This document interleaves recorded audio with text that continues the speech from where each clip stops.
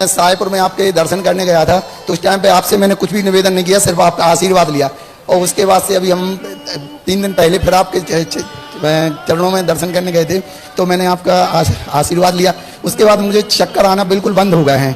और मेरा ऐसा कौन सा पुण्य होगा कि जो आपके दर्शन मात्र से हमारे लिए यह समस्या का निदान हो गया पूर्ण रूप से। निमित्त पाकर के अशुभ कर्म की उदीर्णा होती है तो शुभ की हो जाती है। जैसे दुश्मन को देख करके क्रोध कर्म की उदीर्णा हो जाती है, अपनों को देख करके राग भाव की उदीर्णा हो जाती है, गुरुओं को देख करके भी शाता कर्म के उदय की उदीर्णा हो जाती है, भगवान के दर्शन से उदीर्णा हो जाती है। ये निमित्त कहलाते हैं।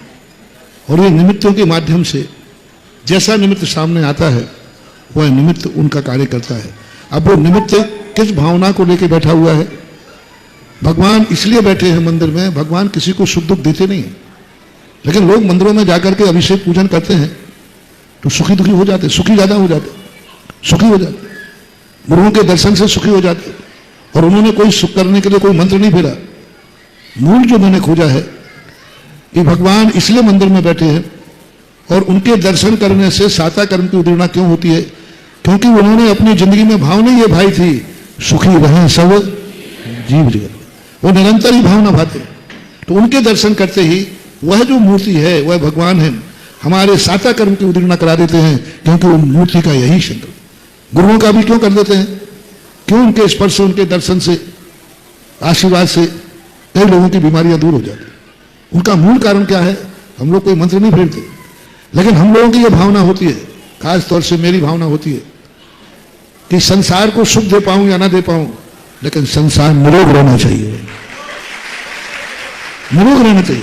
सर्वे भवन्तु सुखिनः सर्वे भवन्तु निरामया सर्वे सर्वे भद्राणि पश्यन्ति मां कश्चित् दुख भाग भवेत्।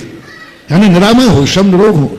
ऐसी भावना को लेकर के जब किसी साधु के मन में भाव चल रहा हो और उसी समय तुमने नमोस्तु कर लिया हो तो तुम्हारे अशाता कर्म का उपशम हो जाएगा और शाता कर्म की उदीर्णा हो जाती है। क्योंकि कर्मों की उदीर्णा निमित्त पाके होती है। जैसे अभी अपन को शांति से बैठे एकदम यदि हीटर जला दिया जाए तो उष्ण नाम कर्म की उदीर्णा हो जाएगी, एकदम एसी चला दिया जाए तो शीत नाम कर्म की उदीर्णा हो जाएगी। तो अब गर्मी संधि पा करके हमारे कर्मों की उदीर्णा होती है।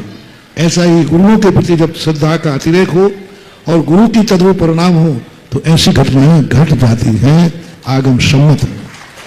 जिज्ञासा करेंगे।